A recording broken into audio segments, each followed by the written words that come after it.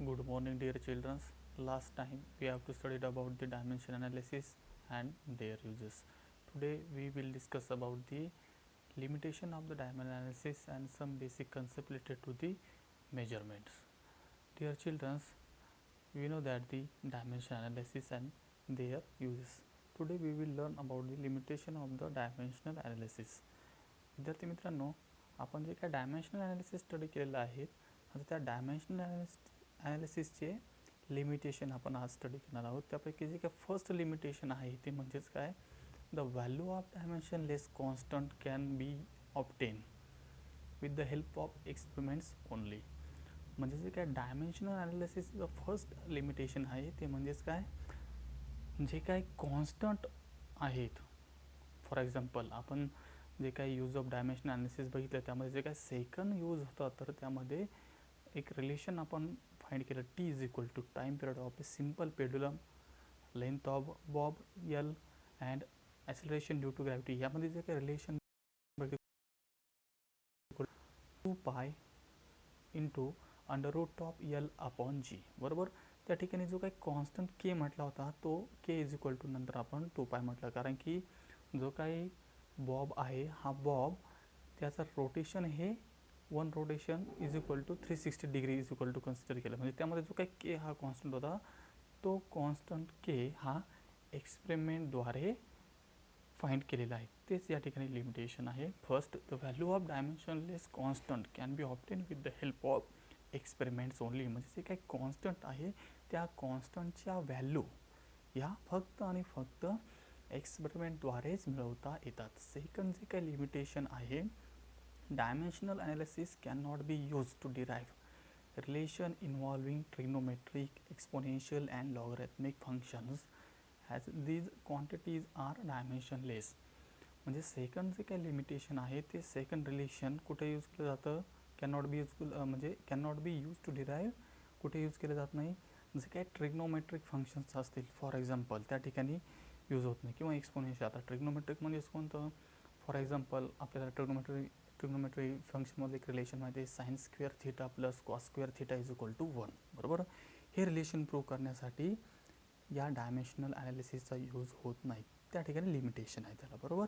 नंतर exponential term असेल किंवा लॉगॅरिथमिक फंक्शन असेल तर या ठिकाणी डायमेन्शनल ॲनालिसिस यूज होत नाही, हे सेकंड लिमिटेशन आहे. थर्ड लिमिटेशन म्हणजेच कोणतं आहे, this method is not useful if constant of proportionality is not a dimensional quantity. Means gravitational force between 2 point masses is directly proportional to the product of the two masses and inversely proportional to the square of the distance between two.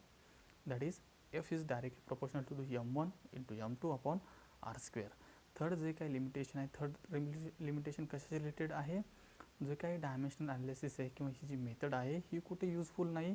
जे काही proportionality असेल, concept of proportionality is not a dimensional quantity. म्हणजे ती जर dimensionless quantity असेल तर त्या ठिकाणी ते यूज होत नाही. म्हणजेच काय, जो काय न्यूटन्स लॉ ऑफ ग्रॅव्हिटेशन आहे माहिती आहे आपल्याला काय, तो F is directly proportional to the G. त्या ठिकाणी जी म्हटलं आहे gravitational constant into m1 m2 upon r square. बरोबर.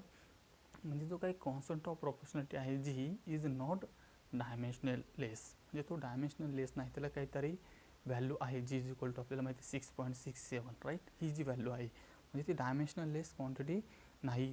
म्हणजे या ठिकाणी याचं डायमेन्शन फाइंड केलं जातं. आत्ताच आपण बघितलं जे काय डायमेन्शनल फर्स्ट जे काय आहे आपलं limitation, the value of dimensionless constant can be obtain with the help of experiments only.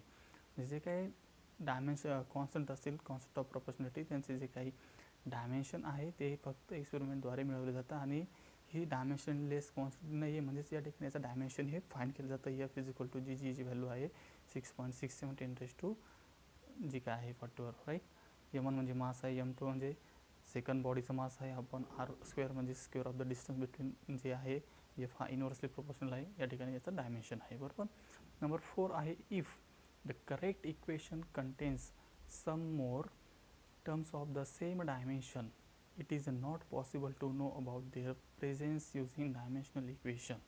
आता फॉर एक्झाम्पल, बरोबर, जे काही फोर्थ जे काही लिमिटेशन आहे ते म्हणजे काय, if the correct equation contains some more terms of the same dimension. आपण जे काय फर्स्ट यूज बघितलं डायमेन्शन ॲनालिसिस काय आहे, whether the given equation is the correct or not. म्हणजे जे काही गिवन इक्वेशन आहे ते करेक्ट आहे की नाही ते फाइंड करण्यासाठी आपण डायमेन्शन ॲनालिसिसचा यूज केला जातो. बरोबर. पण इथे काय म्हटलं, if the correct equation contains some more terms of the same dimension it is not possible to know about their presence using the dimensional equation. म्हणजेच काय ते आपण एक्झाम्पलद्वारे अंडरस्टँड करून घेऊया. बरोबर. तर आता या ठिकाणी काय म्हटलेलं आहे, फोर्थ जर आपण जे काही फॉर एक्झाम्पल जे काही आपण कायनेमॅटिकल इक्वेशन आहे S is equal to 1/2 into A into T square बरोबर is a dimensionally correct. However the complete equation S is equal to U T plus 1/2 into A T square बरोबर. म्हणजे यामध्ये जे काही फोर्थ इक्वेशन म्हटलेलं आहे बरोबर, हे जे इक्वेशन आहे कोणतं, S is equal to U T plus 1/2 into A T square, हे कम्प्लीट इक्वेशन आहे बरोबर. म्हणजे जे काही आपण फर्स्ट यूज बघितला काय, जे काही करेक्टनेस आहे गिवन इक्वेशन आहे करेक्ट आहे की नाही, म्हणजे इक्वेशन करेक्ट आहे की नाही हे कशावरून बघणार आपण, LHS आणि RHS कम्पेअर करून बरोबर. म्हणजे या ठिकाणी इक्वेशन कम्प्लीट असेल तरच त्या ठिकाणी राईट, आणि जर ते अर्धच जर असेल वरती लिहिल्याप्रमाणे S equal to 1/2 into A T square यांचं डायमेन्शन जरी करेक्ट असले पण ते इक्वेशन करेक्ट नाही, कारण की इक्वेशन करेक्ट होण्यासाठी त्याचं पूर्ण इक्वेशन लिहिणं हे अपेक्षित आहे. म्हणून फोर्थ इक्वेशन हे त्याप्रमाणे म्हटलेलं आहे बरोबर. नेक्स्ट टर्म आहे आपण बघूया, accuracy, precision and uncertainty in measurement. आता हे जे काही टर्म्स आहे ॲक्युरसी, प्रिसिजन आणि अनसर्टनिटी इन द मेजरमेंट बरोबर. ॲक्युरसी म्हणजेच काय, तंतोतंत ॲक्युरसी म्हणतो आपण कोणतेही वर्क करताना. ॲक्युरसी 100% असेल तर ते इफिशियंट असतं बरोबर. म्हणून आपण जे काय मेजरमेंट घेणार आहोत एक्सपेरिमेंट करताना तर त्यामध्ये 100% ॲक्युरसी एक्सपेक्ट असते बरोबर. In physics means physics is a science based on the observation and experiment. म्हणजे जो काय फिजिक्स आहे, जो सब्जेक्ट फिजिक्स हा ऑब्झर्वेशन आणि एक्सपेरिमेंट यावर आधारित आहे. Observation of the various physical quantities are made during an experiment बरोबर. म्हणजे जे काही ऑब्झर्वेशन्स आहे तर त्या ऑब्झर्वेशन हे ज्यावेळेस वेगवेगळ्या प्रकारचे जे काही फिजिकल क्वांटिटी आहे एक्सपेरिमेंट करताना यावरती डिपेंड असतं. For example during the atmospheric study we measure the atmospheric pressure, wind velocity, humidity etcetera. All the measurements may be accurate, meaning that the measured value are the same as the true value. Accuracy is how close experiment or measurement is to the actual value of that quantity बरोबर. आता जे काय आपण accuracy म्हणतो, accuracy म्हणजेच काय, it is a how close a measurement use to the actual value of that quantity. म्हणजे जी काय ॲक्युरसी आहे ती ॲक्युरसी जे काय ॲक्च्युअल व्हॅल्यू असेल त्या ॲक्च्युअल व्हॅल्यूच्या नियरली इक्वल टू असेल तर त्याला ॲक्युरसी म्हटलेलं आहे बरोबर. May be precise meaning that multiple measurements give nearly identical values, that is reproducible result. जे काय प्रिसिजन आहे तर तो प्रिसिजन म्हणजेच काय आहे, multiple measurements give nearly identical value. म्हणजे ज्यावेळेस आपण एखाद्या एक्सपेरिमेंटचं ऑब्झर्वेशन घेतो आहे तर एकाच वेळेस न घेता ते नंबर ऑफ क्वांटिटीजमध्येच घेतलं तर त्यामध्ये ॲक्युरसी ही वाढते बरोबर. म्हणजे ती कसं आहे, रिप्रोड्युसिबल रिझल्ट म्हटलेलं आहे प्रिसिजन. मोर दॅन वन जर आपण ऑब्झर्वेशन घेतलं तर त्याला म्हणायचं आहे प्रिसिजन. का तर तो रिझल्ट जो आहे तो कसा असणार आहे, मग तो मोर ॲक्युरेट असणार आहे बरोबर. In actual measurements and observation may B both accurate and precise or neither accurate nor precise. The goal of the observer should be to get accurate as well as the precise measurement.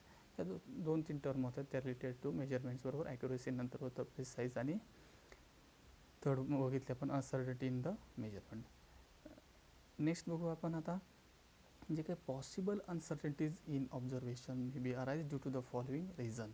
आता जे काही possible uncertainties म्हटलेले आहे, certainty म्हणजे काय आपल्याला माहिती आहे, आपण निश्चित शुअर सांगू शकतो एखादी गोष्ट, त्याला म्हटलं आहे सर्टनिटी बरोबर. आता अनसर्टनिटीज म्हणजेच कोणत्या, पॉसिबल अनसर्टनिटीज बरोबर. म्हणजे एक्सपेरिमेंट करताना एखादे ड्रॉबॅक्स येऊ शकते, अनसर्टनिटी अनिश्चितता म्हणतो आपण. एखादी गोष्ट अनिश्चित कशी केव्हा असू शकते, त्यामध्ये पहिलं रिझन जे सांगितलं आहे क्वालिटी ऑफ इन्स्ट्रुमेंट यूज. मग आपण जे काही एक्सपेरिमेंट करणार आहोत तर ते एक्सपेरिमेंट करताना जे काही इन्स्ट्रुमेंट यूज आहे त्याची क्वालिटीवरती ही पॉसिबल अनसर्टनिटीज डिपेंड असेल. सेकंड जे काही रिझन सांगितलं आहे, skill of person doing the experiment, म्हणजे जो काही पर्सन आहे तो पर्सन एक्सपेरिमेंट करताना त्याचे स्किल कसे यूज करतो त्यावरती डिपेंड असेल. Number third, the method used for the measurement. मग आता जे काय मेजरमेंट असेल किंवा एक्सपेरिमेंट असेल त्या एक्सपेरिमेंटसाठी त्यांनी जी काही मेथड यूज केलेली आहे त्या असेल. Number four, external or internal factors. External or internal factors affecting the result of the experiment. बघा सगळ्यात महत्त्वाचं म्हणजे काय आहे या ठिकाणी, इंटरनल फॅक्टर एक्सटर्नल फॅक्टर हे जे असतात त्याचा नक्कीच एक्सपेरिमेंटवरती परिणाम होतो. ते आपण आहेत possible uncertainty in observation may arise due to the following reason. जे काय चार रिझन बघितले आपण, तर ते चार रिझन आहे. नेक्स्ट पॉईंट आहे तो म्हणजेच काय, एरर्स इन मेजरमेंट. बरोबर. आता हा एरर्स हा जो वर्ड आहे आपण कॉमनली यूज केला जातो, एरर्स एरर्स एरर्स. आता तेच बघूया आपण फिजिक्समध्ये एरर्स. बरोबर. आता एरर्स म्हणजेच काय, faulty measurement of a physical quantity, त्यालाच एरर म्हटलं आहे. बरोबर. आपण जसं एरर्स किंवा मिस्टेक म्हणतो, मिस्टेक म्हणजे चूक करणे मराठीत म्हणतो आपण त्याला. बरोबर. आणि एरर्स म्हणजेच काय, त्रुटी. एरर्स त्रुटी येते means faulty measurements of physical quantity. Faulty म्हणजेच काय, चुकीचं काहीतरी मेजरमेंट घेतो आपण एखाद्या फिजिकल क्वांटिटीचं, त्यालाच म्हटलेलं आहे error. These error are broadly divided into following two categories. मग जे काही एरर्स आहे त्या एरर्स या दोन कॅटेगरीमध्ये डिवाइड झालेले आहेत. त्याचे दोन टाईप्स आहे. नंबर वन बघूया, systematic error. These systematic errors are that are not determined by chance but are introduced by an inaccuracy. आता जे काय सिस्टमॅटिक एरर्स आहे, that systematic errors are arised due to the introduced by an inaccuracy. आता जे काय systematic error म्हटलं आहे, first जो काय टाईप बघतोय. बरोबर. That first type means systematic errors are arise due to the inaccuracy of. आता काय काय असेल त्यामध्ये, आयदर दी ऑब्झर्वेशन असेल, म्हणजे इनॲक्युरेसी म्हटले. बरोबर. Or measurement process. ऑब्झर्वेशन असेल किंवा मेजरमेंट प्रोसेस दोन्हीमुळे इनॲक्युरेसी येणार आहे. सिस्टमॅटिक एरर म्हटलं आहे. Inherent to the system. Source of systematic error may be due to the imperfect calibration of the measurement and sometimes imperfect method of the observation. Dear children, जो काय first type बघतोय आपण systematic error, तो systematic error म्हणजेच काय, त्यामध्ये जे काय ऑब्झर्वेशन असेल ते इनॲक्युरेट असेल किंवा मेजरमेंट जी प्रोसेस असेल ती इनॲक्युरेट असेल तर त्याला म्हटलं आहे सिस्टमॅटिक एरर. बरोबर.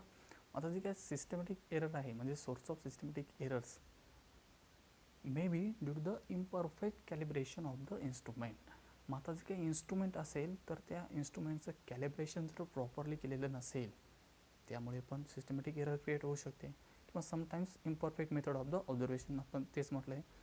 किंवा जी काही मेथड असेल ती परफेक्ट नसेल, इम्परफेक्ट असेल, तर त्या इम्परफेक्ट मेथड जी आहे ऑब्झर्वेशनची त्यामुळे पण सिस्टमॅटिक एरर ही क्रिएट होते. म्हणजे दोन गोष्टी महत्त्वाच्या आहे यामध्ये. कोणत्या, systematic error he imperfect calibration of the instrument, म्हणजे इन्स्ट्रुमेंटचं परफेक्ट कॅलिब्रेशन केलेलं नसेल यामुळे पण सिस्टमॅटिक एरर येऊ शकते. आणि दुसरं म्हणजेच कोणतं, imperfect method of the observation, यामुळे सिस्टमॅटिक एरर ही क्रिएट होऊ शकते. Each of these errors tends to be in the one direction, either positive or negative. The source of systematic error number one. माझा जो काय सिस्टमॅटिक एरर आहे त्याचा source बघूया आपण, इन्स्ट्रुमेंटल एरर. बरोबर. म्हणजे आपण जे काही इन्स्ट्रुमेंट म्हटलं आहे, क्वालिटी नसेल इन्स्ट्रुमेंटला किंवा त्याच्यावरती कॅलिब्रेशन बरोबर किंवा स्केल हे प्रॉपरली केलेलं नसेल इन्स्ट्रुमेंट्स रिलेटेड, ती फर्स्ट एरर. मग सिस्टमॅटिक एररमध्ये जो एररचा टाईप आहे तो म्हणजेच कोणता, first instrumental error. These type of errors arise due to the defective calibration of an instrument. आता इन्स्ट्रुमेंटल एरर ही इन्स्ट्रुमेंटशी रिलेटेड असेल म्हणून ती म्हटलं आहे इन्स्ट्रुमेंटल एरर. आणि such type of errors arise due to the defective calibration of instrument. Properly जर त्यावरती जर कॅलिब्रेशन केलेलं नसेल तर ही इन्स्ट्रुमेंटल एरर ही येऊ शकते. For example, an incorrect zeroing of an instrument will lead to such kind of error. बरोबर. झिरोऐवजी ज्यावेळेस कोणतंही स्केल स्टार्ट होतं तर त्यावेळेस आपण अगोदर झिरो नंतर जे काय असेल ते स्केल स्टार्ट होतो. बरोबर 0 जर नसेल आणि जर नंबर 1 जर दिलेला असेल तर सिस्टमॅटिक एरर ही येतच राहणार आहे. का जोपर्यंत आपण इन्स्ट्रुमेंट करेक्ट यूज करत नाही तोपर्यंत ती इन्स्ट्रुमेंटल एरर ही जाणार नाही, म्हणजे ती डिस्ट्रॉय होणार नाही किंवा ती येतच राहणार आहे. Right. The pointer of the weighting balance in the laboratory already indicating the some value instead of the showing 0 when no load is kept on it. An ammeter showing a current of 0.5 ampere even when not connected in circuit etc. म्हणजे जे काही systematic error आहे, for example आपण लॅबमध्ये जर एखादं balance weight use करत असाल आणि बॅलन्स वेट यूज करताना जर तुम्ही 0 सेट केला नाही आणि तसंच वजन जर करत असाल तर ती सिस्टमॅटिक एरर येऊ शकते. किंवा आपण व्होल्टमीटर आहे, ॲमीटर आहे, गॅलनोमीटर आहे, हे जे काही इन्स्ट्रुमेंट यूज करतो प्रॅक्टिकल करताना, तर त्यावरती जे काही त्याची पॉइंटर आहे हा 0वरती जर नसेल आणि तो जर काही रिडिंग दाखवत असेल, समजा 0.5 हे ॲम्पियर रिडिंग दाखवत असेल आणि आपण तो जर ही सिस्टमॅटिक ही एरर ही येतच राहणार नाही, ती कमी होणार नाही. बरोबर. आता हा होता फर्स्ट सब टाईप त्या सिस्टमॅटिक एररमध्ये, तो होता म्हणजेच कोणता, इन्स्ट्रुमेंटल एरर. बरोबर. आता सेकंड टाईप बघू आपण, तो म्हणजेच कोणता, error due to the imperfection in the experimental techniques. बरोबर. जे काही ऑब्झर्वेशन आहे तर त्या ऑब्झर्वेशनमुळे किंवा जी काही इम्परफेक्ट टेक्निक आहे तर इम्परफेक्ट टेक्निकमुळे पण सिस्टमॅटिक एरर क्रिएट होऊ शकते. सेकंड जो टाईप आहे त्यामधला sub type, this is an error due to the defective setting of an instrument.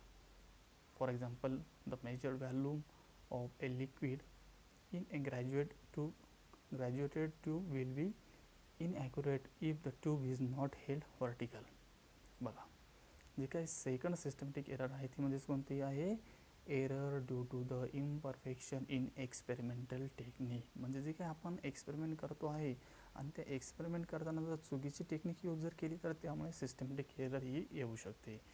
तीच म्हणून म्हटलं आहे, these such type of errors are arise due to the defective setting of an instrument. म्हणजे जर इन्स्ट्रुमेंटची चुकीची मांडणी केली तर ही एरर येऊ शकते. म्हणून म्हटलं, for example, the measured volume of a liquid in a graduated tube will be inaccurate if the tube is not held vertical.